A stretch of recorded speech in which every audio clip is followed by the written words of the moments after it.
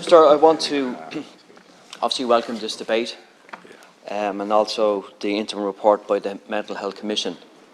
And it makes for a very, very stark reading, to say the least. And what at the heart of the report is no clinical oversight. And that's what it really I think it stems down to. And that branches out to underfunding, understaffing, and that's an indictment to mental health service for young people. And, young people make 25% of the population in this country. So that's the service that CAMHS provide.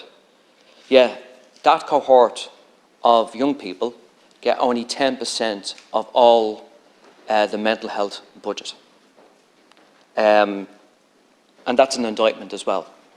So 90% is in adult services. And we spoke many, many times in this House in relation to spending on mental health, on health budgets.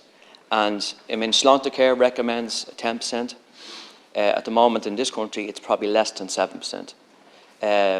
WHO recommend 12%. So we're well below European standards in relation to overall spends in our health service in relation to mental health. And I just want to go back to if CAMHS would get 5 times, if you're in CAMHS, if it would get 5 times as much funding if made equivalent to adult mental health. And that's fact. So I think in relation to the report, Minister, I think it's so serious. I think it warrants an independent inquiry. It's that serious in relation to children's well-being. And I think that independent inquiry should examine obviously the funding, the staffing of CAMHS both in primary and secondary care. And also the report finds significant staffing levels that were almost dangerous to a certain point. And once you have that situation where there is lack of staff, then mistakes will happen right across the board. And there's also a very, very important thing, which is I suppose, when you put people under serious pressure, there is burnout, there is lack of retention, there's demoralisation, and that's very, that seeps through an organisation. And I just wanted from the start is that acknowledge the amazing work that those professionals who work in CAMHS that they provide in a huge, enormously important service. And when children get the proper intervention at the proper time, the outcomes are hugely significant for that person. There is hope, there is positivity, and there is a chance to recover. But when you have situations such as what's in the report and continuing, then the outcomes are not going to be very good. So I just want to make a number of, points in relation to what that inquiry could look like. I think the prescribing rates and pressure on parents to accept medication for their children is very, very important.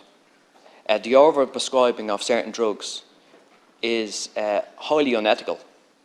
No child should be on antipsychotic drugs for years. I'm sorry, you just shouldn't be. You shouldn't be, And that leads to the next point. Failure to provide alternative treatment.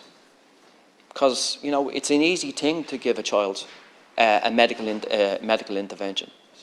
That's an easy thing to know. I'm not saying there are circumstances where a child does need medical intervention via drugs, but not all the time. And I think that's very, very important in relation to the over-prescribing of certain medications. I think the underfunding of CAMHS, which I've alluded to, I think it's very, very important. I think that goes to the heart of the matter.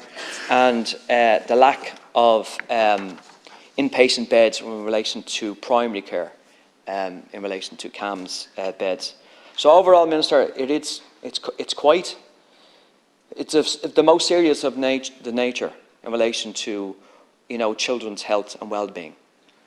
And if there's anything that can come of this report, in the interim report, that the issues here that the report alluded to is that they have to be addressed immediately. Otherwise, children, could be our children, it could be our nephews and nieces, will not get the treatment and intervention that they need.